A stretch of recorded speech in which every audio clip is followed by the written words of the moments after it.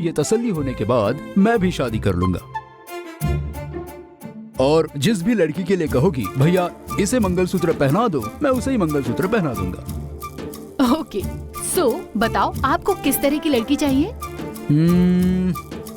वो तो पता नहीं ना गुड़िया। देखो, तुम्हें जिस तरह की भाभी चाहिए ना, उसी तरह की लड़की को सिलेक्ट करना। अब मैंने जो लड़का पसंद किया उसे मैंने इंट्रोड्यूस कर दिया, आप वहाँ जाकर शादी फिक्स करके आ गए। वैसे ही आप भी अपने लिए कोई लड़की पसंद कर लीजिए, फिर उसे मुझसे इंट्रोड्यूस करवाइए, फिर मैं जाकर शादी फिक्स कराऊंगी। तुमने मुझ पे भरोसा नहीं किया। भैया लड़के को सिलेक्ट करेंगे तो किसी सीधे साधे लड़के को, किसी बोरिंग से लड़के को सिलेक्ट करेंगे, ऐसा सोच के तुमने खुद ही लड़का सिलेक्ट किया। लेकिन मैं तुम पे भरोसा करता हूँ। ऐसा नहीं है भैया।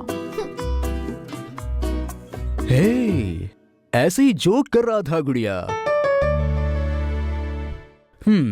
मैंने कहा ना, मैं बस मजाक कर रहा था। इतनी सी बात पर नाराज हो गई। हो गया। अपनी बहन को टीज करने का हक भी नहीं है तो छोड़ो।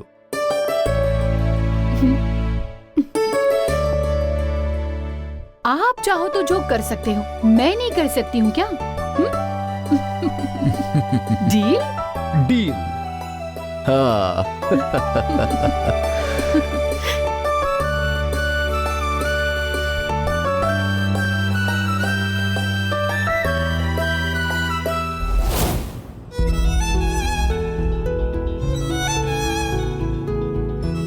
मालकिन, अभी अभी तो स्कूल, ट्रांसपोर्ट ऑफिस, फैक्ट्री सब ओपन करवा के सुकून से सांस लेने का सोच रही थी और अब ये नई मुसीबत आ गई।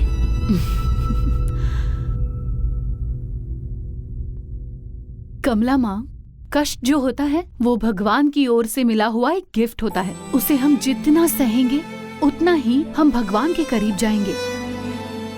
मैं जो सोच रही हूँ वो इस बारे में नहीं है। भगवान जो मेरे भैया पे इल्जाम लगा रहा है उस बारे में सोच रही हूँ। ये मुमकिन नहीं है मालकिन। किसी पर भी हम शक कर सकते हैं, लेकिन आपके भैया पर तो बिल्कुल भी नहीं कर सकते। वो आपको बिना बताए शादी करे, ऐसा हो ही नहीं सकता। ये बात मैं भी जानती हूँ कमला माँ।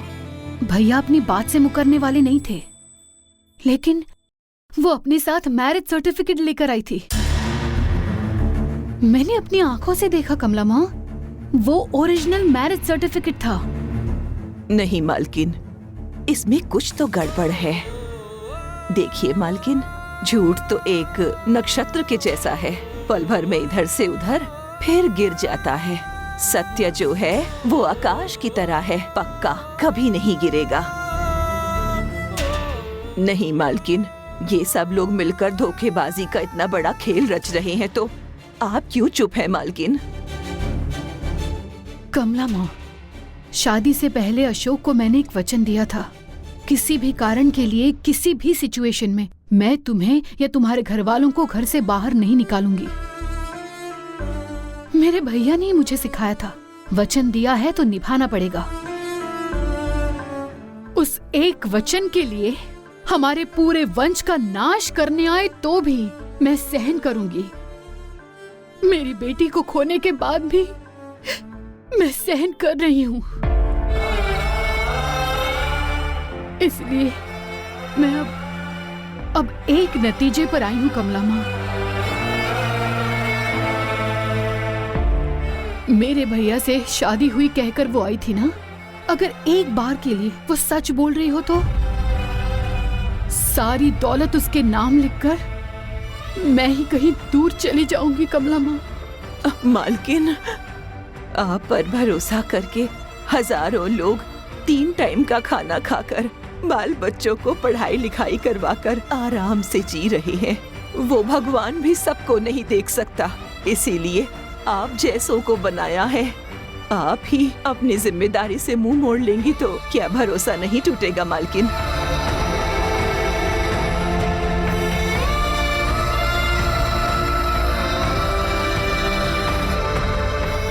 हाँ कमला माँ, आप जो कह रही हैं वो सही है। झूठ को सर पे उठाए घूमने वालों में अगर इतनी हिम्मत है तो अब सत्य को कंधे पर बिठाकर घूमने वाली मैं, मुझ में कितनी हिम्मत होनी चाहिए।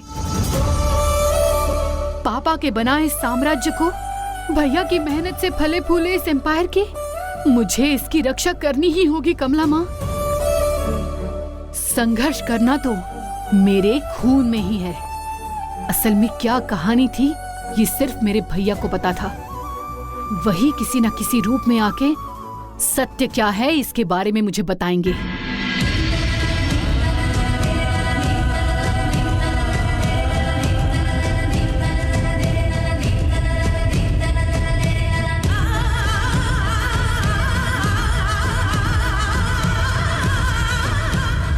माता शांभवी,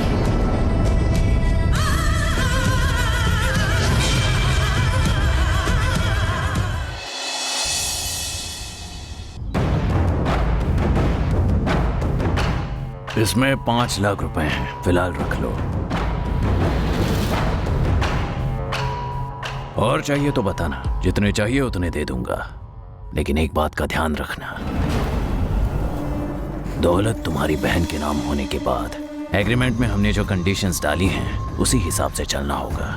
भाई ये सब कहने की क्या जरूरत है? मैं क्या नया नया आया हूँ यहाँ? कितने सालों से आपके पास काम कर रहा हूँ मैं। क्या कभी शिकायत आई है? पैसा बहुत अजीब चीज होती है। रिश्तों को मजबूत करने वाला भी वही, रिश्तों को बर्बाद करने वाला भी वही। आदमी की 10,000 में जो नीयत होती है वैसी 10 लाख में नहीं रहती। और ये तो 1000 करोड़ है। वो कितने भी करोड़ का होने दो भाई, दौलत मेरी बहन के नाम पे होने के बाद आपने जैसा कहा वही होगा। किसी भी भगवान के सामने बैठकर कसम खा सकता हूँ। कसम वसम नहीं चाहिए, बात पे टिके रहना बस। अभी कुछ भी बात करने का कोई मतलब नहीं है भाई। दौलत मेरी बहन के नाम पे होने दो। मेरी नीयत के बारे में आपको खुद पता चल जाएगा।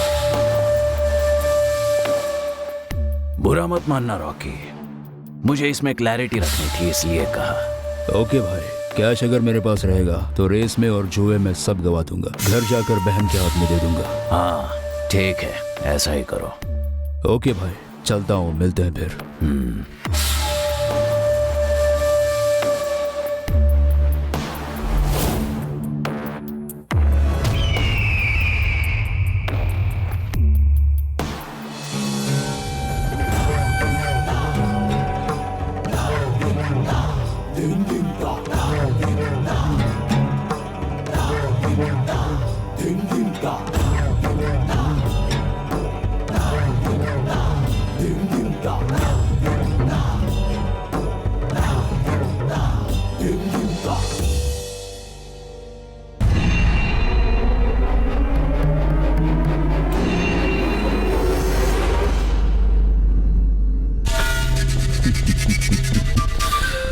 $5 लाख रुपए, इसमें से 4 लाख मेरे लिए, 1 लाख मेरी बहन के लिए।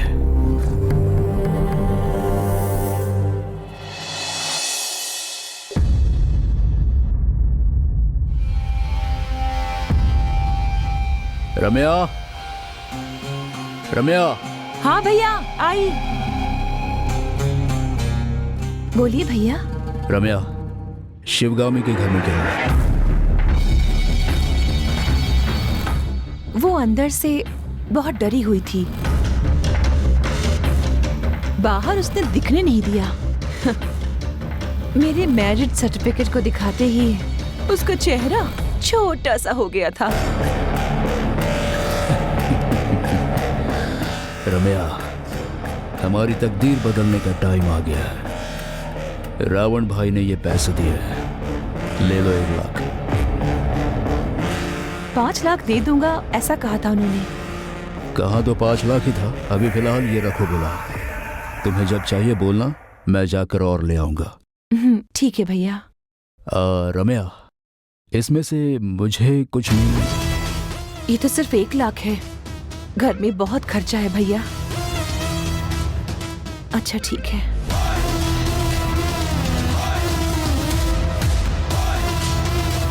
ठीक है।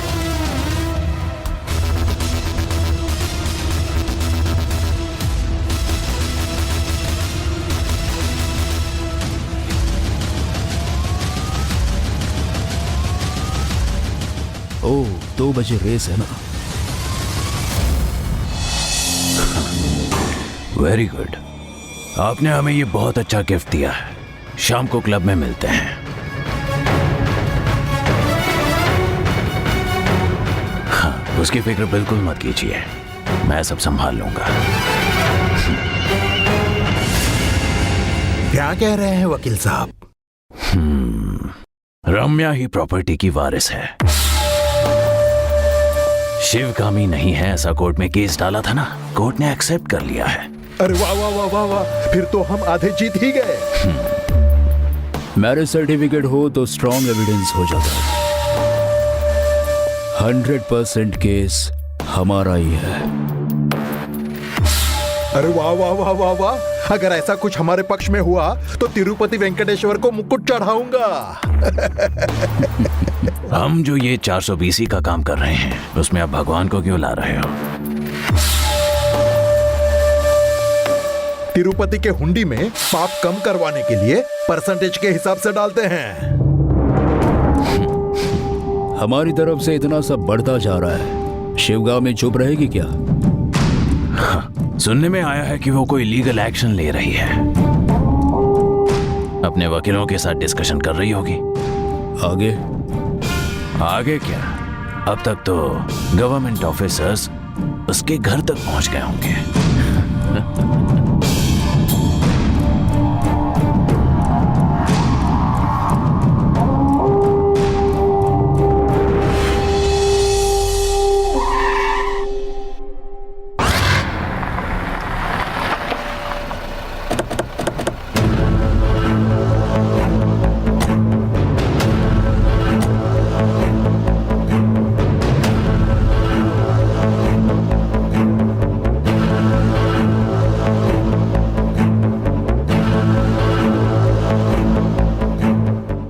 कौन है आप? किससे मिलना था? हम ऑफिसर्स हैं। इस घर पर केस है। इस घर को सीज करने का कोर्ट से ऑर्डर आया है। शिवगामी मैडम कहाँ हैं? मालकिन। हाँ आई। कहिए सब। नमस्ते मैडम। नमस्ते। रम्या नाम की औरत ने ये घर, ये दौलत उनको ही मिलनी चाहिए, ऐसा केस किया है।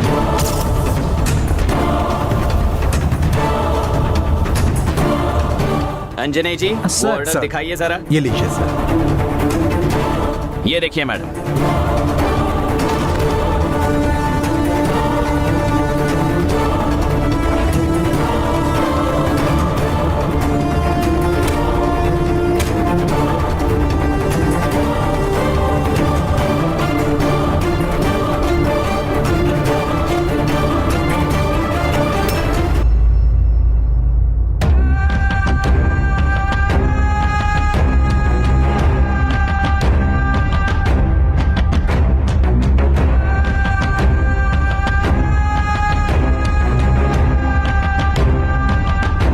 इस घर को सील करने का कोर्ट से ऑर्डर आया है, इसलिए आप लोग तुरंत अपना सामान समेटकर घर से बाहर निकल जाइए।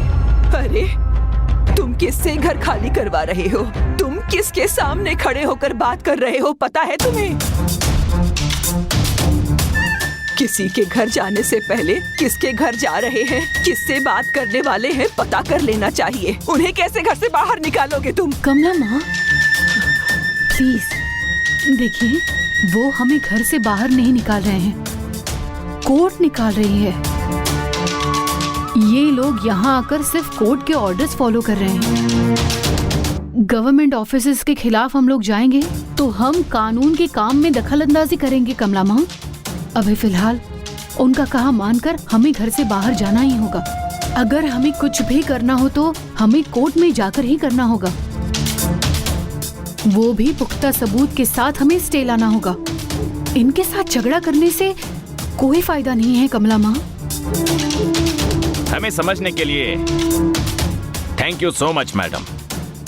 ऑफिसर, आप अपना काम कीजिए। यहाँ से जाते समय घर में से कोई भी कैश, गहने, गाड़ियां, कोई भी चीज आप यहां से नहीं ले जा सकती मैडम।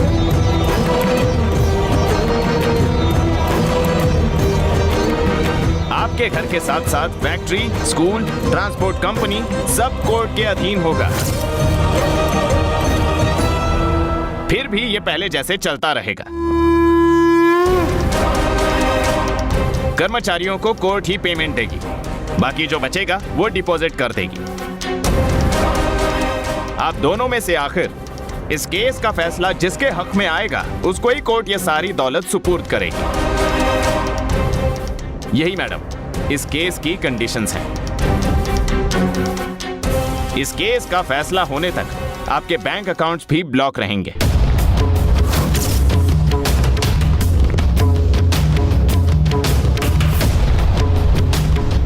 ठीक है, ओके। तो फिर इस पर एक साइन कीजिए। अंजनी जी, वो फाइल दीजिए। लीजिए मैडम, इस पर एक साइन कर दीजिए।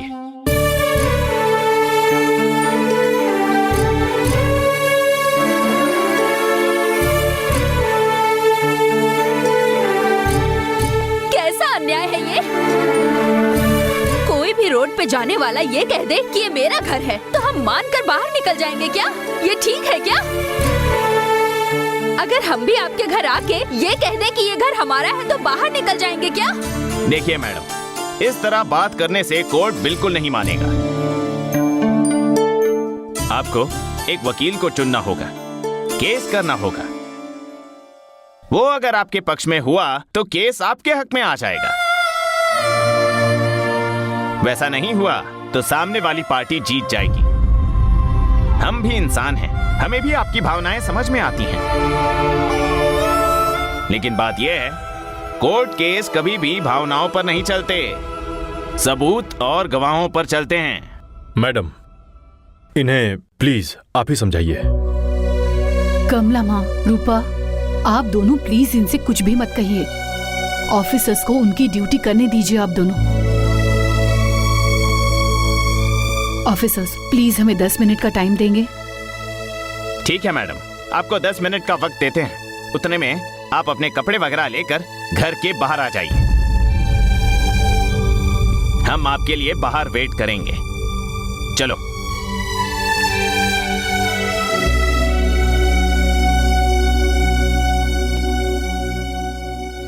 देखिए अंजनी जी, उस गेट को सील करके आइए। Inspector, please cooperate. Okay sir. आइए। रूपा, कमला माँ, जाइए अपने कपड़े पैक करके ले आइए, जाइए।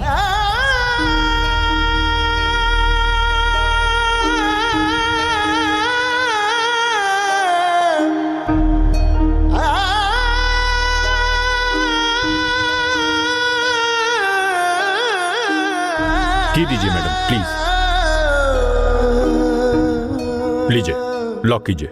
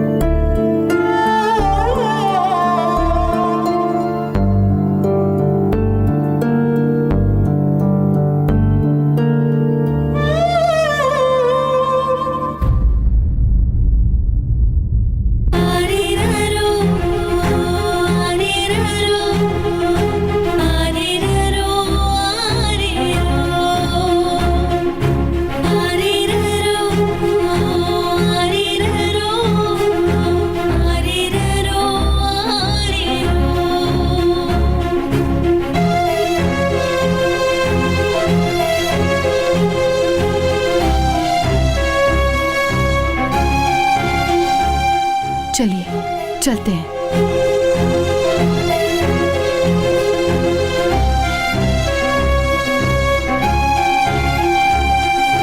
Ari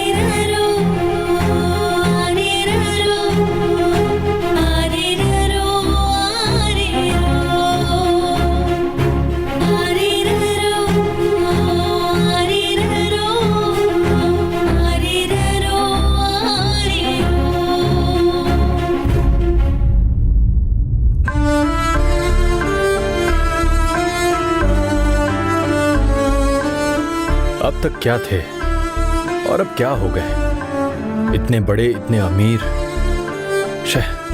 इतना सब होते हुए सब छोड़कर जाना, मतलब कितना दुख हुआ होगा। है ना सर? चलिए।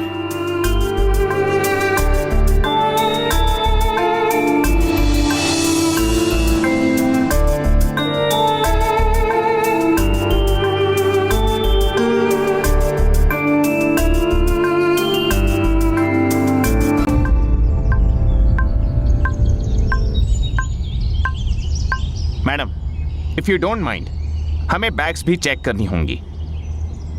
अभी तक नहीं हुआ तुम्हारा, अब क्या चेक करना है? सब कुछ वहीं तो छोड़कर आए हैं। कमला माँ,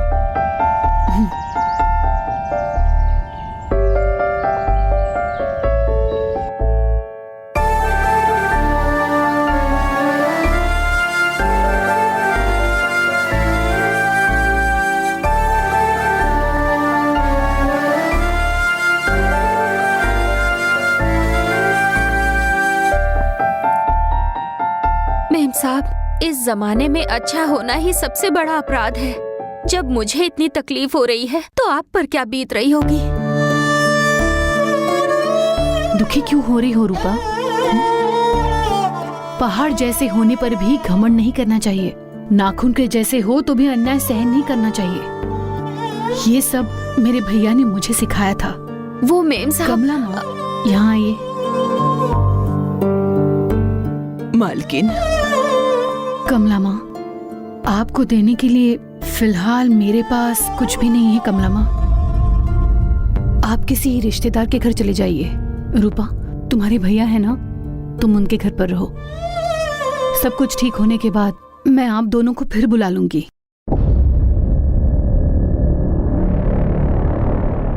मैडम, आप अपनी बैग्स ले सकती हैं।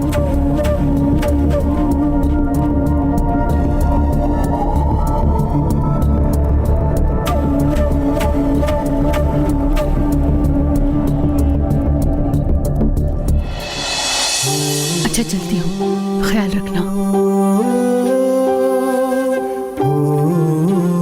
आओ शांभवी।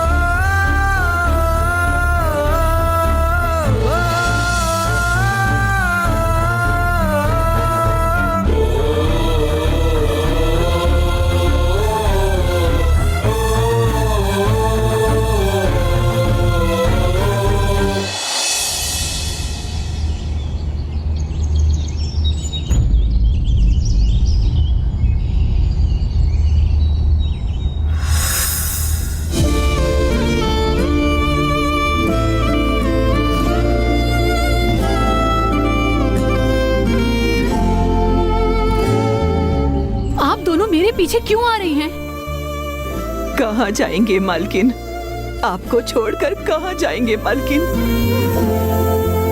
हमें छोड़कर जाने से अच्छा है हमें थोड़ा सा जहर दे दीजिए मेम साहब।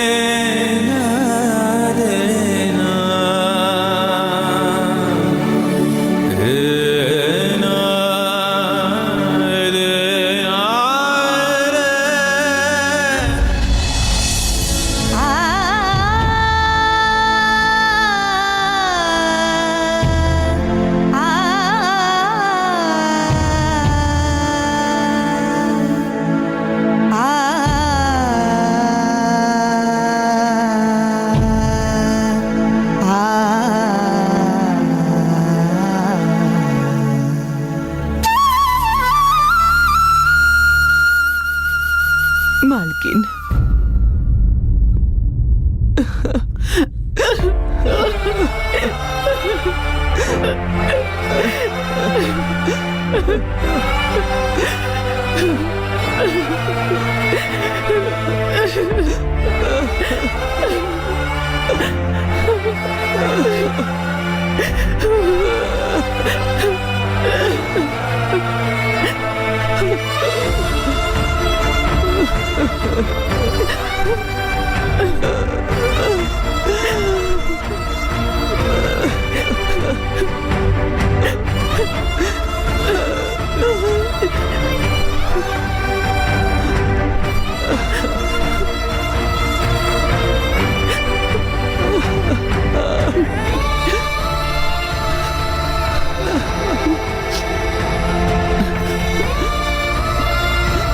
कमला माँ, इस जमाने में अच्छाई का साथ देना क्या पाप है? किस बात की सजा है ये? सजा नहीं मालकिन, परीक्षा। ऊपर वाला अच्छे लोगों की परीक्षा लेता है। राम अच्छे थे, इसीलिए उन्हें 14 वर्ष का वनवास मिला था। पांडव अच्छे थे, इसीलिए उनको 12 साल का वनवास मिला था। पत्थर से मूर्ति बननी है तो हथौड़े की चोट तो पड़ेगी। सोने को अगर गहना बनना है तो उसे आग में तपना ही होगा मालकिन।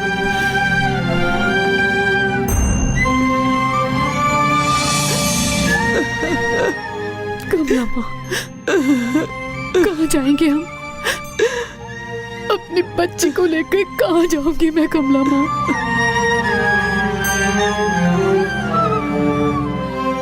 मेम साहब, आपने हम सबको अपने छाया में पाला है, कमला माँ की तरह देखभाल की है। मुझे भी हमेशा अपनी बहन की तरह देखा है। अगर आपको बुरा ना लगे तो हमारा एक छोटा सा घर है, बगल में एक और छोटा सा घर है, वो भाड़े पे दिया था, लेकिन अभी 1 हफ्ते से वहाँ कोई नहीं है। अगर आप बुरा ना माने तो हमारे घर आ सकती हैं मेम साहब।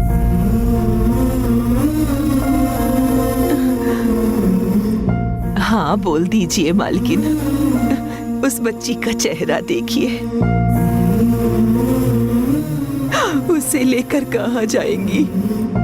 हम सब रूपा के घर चल के रहते हैं, साथ में रहेंगे। जब सब कुछ ठीक हो जाएगा तब वापस आ जाएंगे। मालकिन, हाँ कह दीजिए।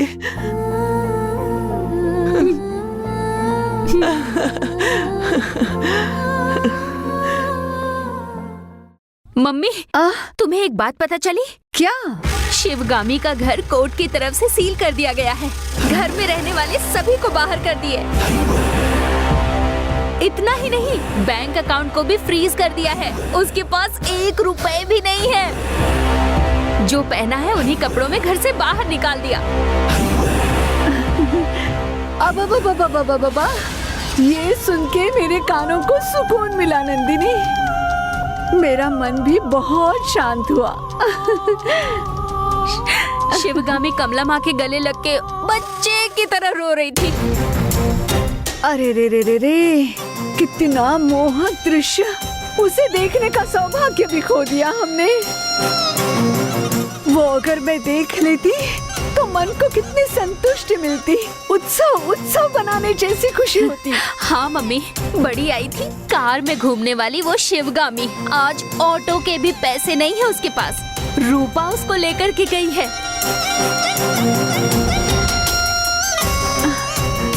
हाँ क्या?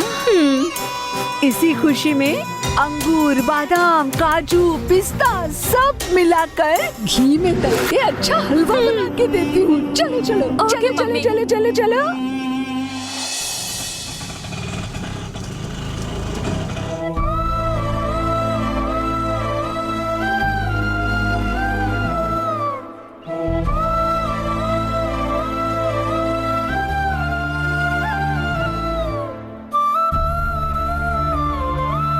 रूपा, इसे ले लो।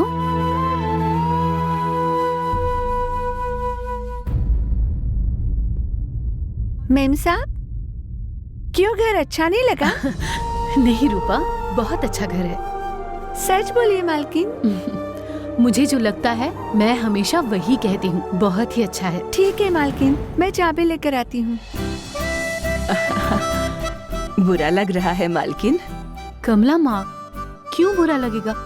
आप रूपा सभी मेरे साथ है, ऐसा कुछ नहीं है। इनफैक्ट इस तरह से अलग लग रहा है, मुझे भी थोड़ा चेंज मिलेगा। अच्छा लगा मालकिन।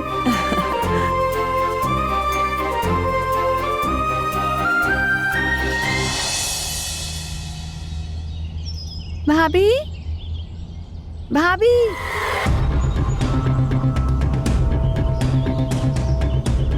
ओ, तुम हो? मैं ही। क्यों आई हो? बगल वाले घर की चाबी चाहिए थी। बगल वाले घर की? लेकिन क्यों? तुम्हें क्यों बताऊं? चाबी दे दो।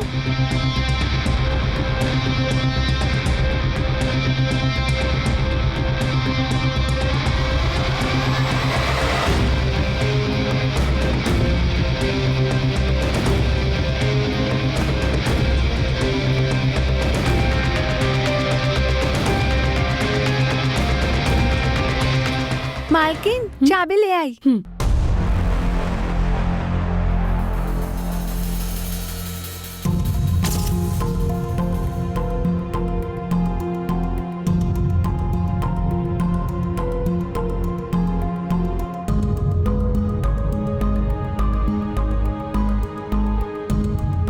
मालकिन, हाँ?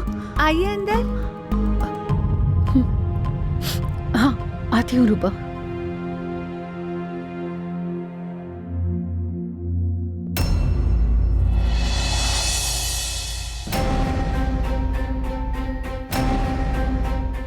हाँ बोलो, क्या है? जी, कहाँ है आप? बाहर काम पे हूँ। क्यों? सुनो, आपकी बहन यहाँ किसी को लेकर आई है, जरा आकर देखो। लग रहा है वो यहीं रहने वाले हैं। जल्दी आओ। ठीक है, आता हूँ। शाम को आकर बात करता हूँ।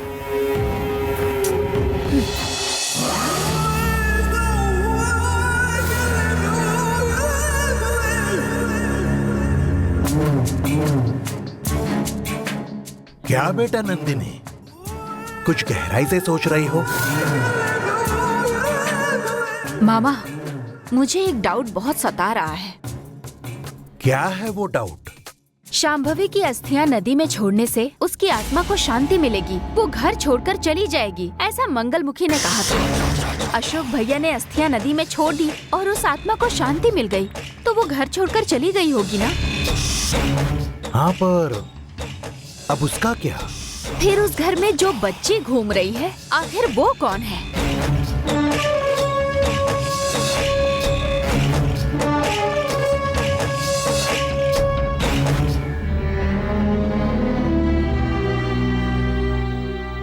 अरे हाँ, इसीलिए कहते हैं पढ़ा लिखा होना बहुत जरूरी है। ये मेरे दिमाग में क्यों नहीं आया? वो इसलिए क्योंकि तुम्हारी उम्र हो गई है, ऊपर से पी पी के दिमाग सड़ गया है, और कुछ दिनों बाद बोलोगे मैं कौन हूँ, मेरा नाम क्या है, कहकर इधर उधर घूमते रहोगे। वो सब ठीक है, वो बच्ची कौन है वो बोलो। मुझे कैसे मालूम होगा, तुम बताओ ना। अच्छा, फिर किससे पूछना चाहिए?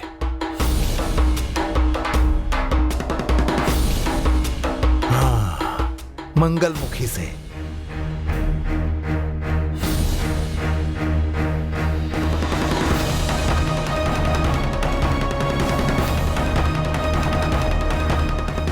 हेलो माता, मैं बसप्पा। बोलो। आपके कहे मुताबिक अस्थियां नदी में विसर्जित कर दी। अस्थि विसर्जन होने के बाद भी शांभवी घर पर ही है। सुनो, कुछ बातें मुझे भी नहीं पता है, तो इस मामले में मैं कुछ बोल नहीं सकती। लेकिन एक बात तो सत्य है, वो शांभवी मरी सच है, वो तुम्हारे घर पर नहीं है, ये भी सच है। अब ये जो तुम्हारे घर पर है, ये कौन है, ये तुम्हें आगे चलकर पता चलेगा। माता, माता, फोन काट दिया।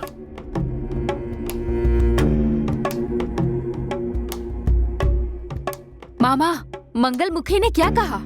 कुछ सत्य हमें पता होने पर भी बोलने को नहीं होगा। एक बात सच है, शांभवी मर गई, ये सच है, शांभवी घर में नहीं है, यह भी सच है। लेकिन घर पर जो बच्चे हैं वो कौन है बोल नहीं सकती, कहा उन्होंने। दुनिया में एक जैसे दिखने वाले 7 लोग होते हैं, ऐसा कहते हैं। इसके जैसे कम से कम 50-60 होंगे, ऐसा लग रहा है। वो उस रक्तबीज राक्षस के वंश की लगती है।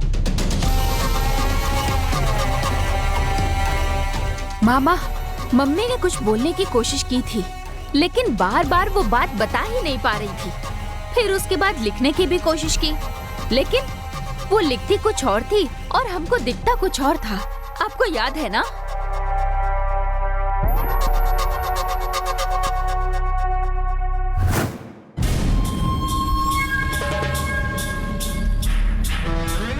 मुझे आपसे कुछ बात करनी है भैया। बोलो ना। वो बोलते समय वो छोड़ के बाकी सब सुनाई देता है आपको।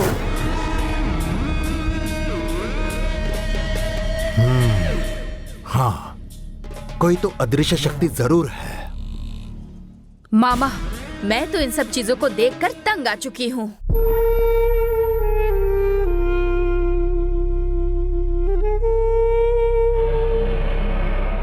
आदि बच्ची को मार डालकर विकृत परिस्थिति में पहुंचा, तब से हमें सुकून ही नहीं है। आदि पागल होकर काल कोठड़ी में समा गया। भगवान की दया से रावण हमें मिला। उसे अस्पताल में भर्ती कर उसकी ट्रीटमेंट करवा रहे हैं। अब आगे हमारे हिस्से में क्या क्या आने वाला है मालूम नहीं।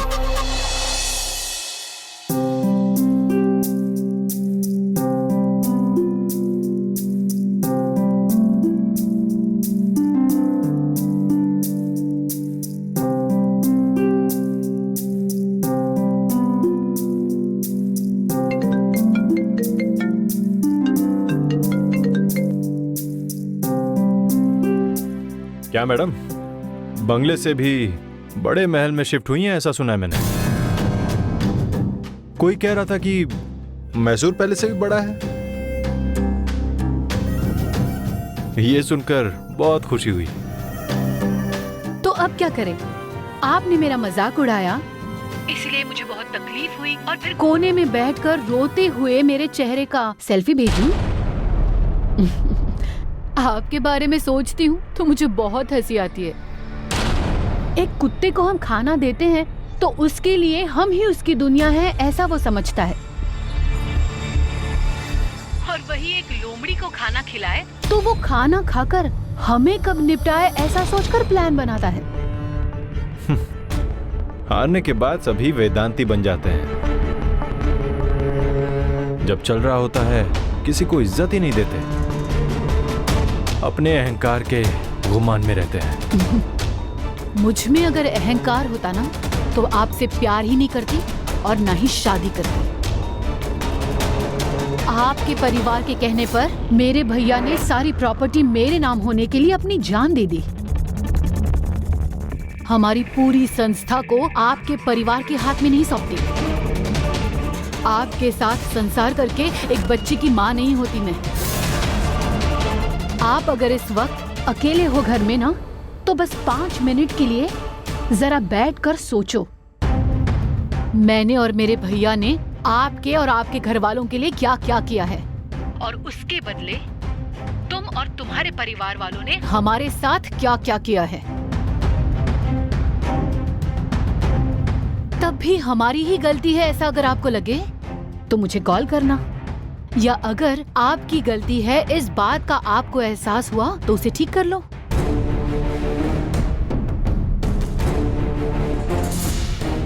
देखिए, अगर आपके घर वाले बुरे हैं तो इसका मतलब ये नहीं कि आप भी बुरे हो। पढ़े लिखे हो, जरा सोचो। अभी मैं आपसे ये जो बातें कर रही हूँ इसका कोई फायदा नहीं है, ये मुझे अच्छी तरह पता है, और इसीलिए मैं ये कॉल कट कर रही हूँ।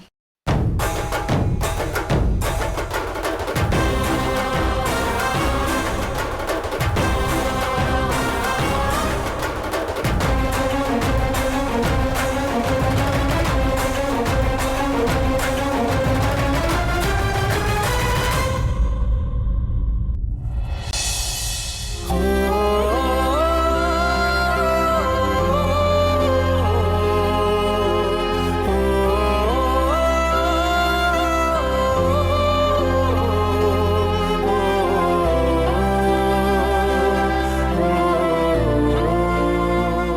कमला माँ, भगवान है कहते हो? तुम ऐसा क्यों पूछ रही हो? भगवान होते तो मालकिन को ये दिन देखना पड़ता क्या? कष्ट से तो भगवान भी नहीं बचते, फिर आदमी कैसे छूटेगा? पर ये हमेशा नहीं रहता। देखती रहो, मालकिन को कष्ट देने वाले लोग पैरों में गिरकर नाक रगड़ के कैसे उनसे माफी मांगते हैं। मालकिन मालिक जब थे रानी की तरह रहती थी, लेकिन मालकिन के पति के घर वालों ने आकर मालकिन की जिंदगी बर्बाद कर दी। बेचारे मालिक ने बहन सुखी रहे सोचकर प्राण ही दे दिए। जल्दी चले गए वो।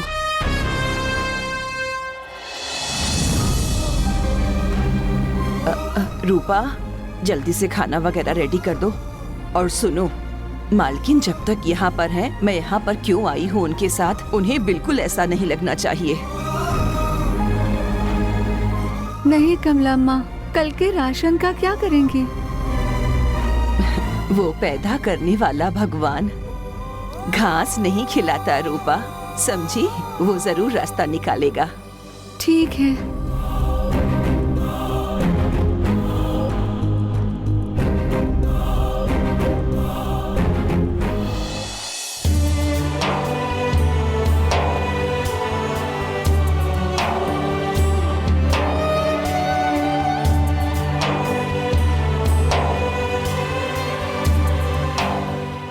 शांभवी,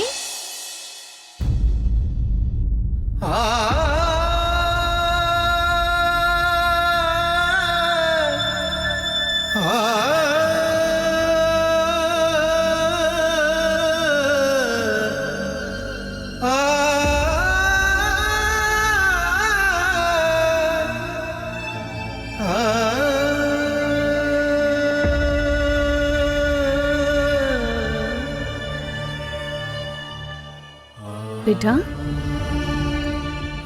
क्या हुआ? तुम यहाँ से अकेली क्यों बैठी हो? मम्मी, आपको मुझे देखकर क्या लगता है?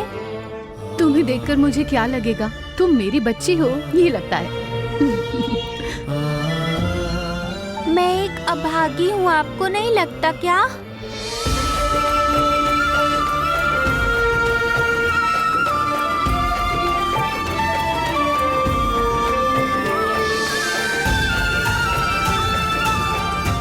ऐसा क्यों कह रही हो बेटा? एक बार आप ही सोचो, मेरे माँ बाप अमीर नहीं थे, रास्ते में गलियों में पेट भरने के लिए नाचती थी, हाथ में थाली लेकर 1 रुपए दे दो, 2 रुपए दे दो, ऐसे भीख मांगती थी। बासी खाना खाकर झोपड़ी में पली।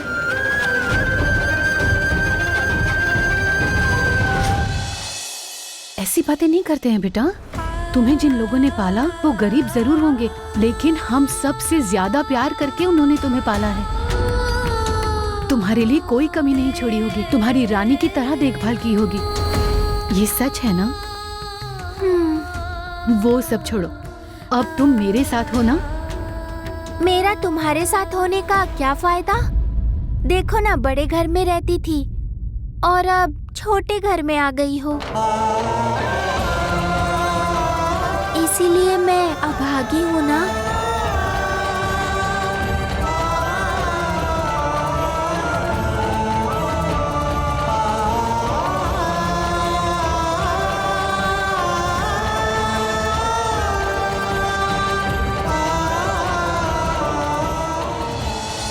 मेरी बेटी जहाँ रहती हो वही मेरे लिए राजमहल जैसा है। हम यहाँ कोई परमानेंटली नहीं रहने वाले हैं। जितनी जल्दी हो सके हम अपने घर जाएंगे बेटा। मम्मी, मेरी वजह से आगे आपको कोई तकलीफ ना हो, ऐसा डर लगता है। ऐसी बातें नहीं करते हैं बेटा, बच्चे भगवान समान होते हैं। तुम मेरी बड़ी शक्ति हो, तुम मेरे साथ होती हो तो सारी दुनिया मेरे साथ होती है। कोई भी मुश्किल हो, मैं उसका सामना करने के लिए तैयार हूँ। अब तुम मेरे साथ हो तो शांभवी को मैं मिस नहीं कर रही हूँ। हमारी शांभवी भी हमारे साथ रहती तो कितना अच्छा होता। उसके साथ खेल सकती थी, उसके साथ स्कूल भी जा सकती थी, छोटे छोटे झगड़े भी कर सकती थी।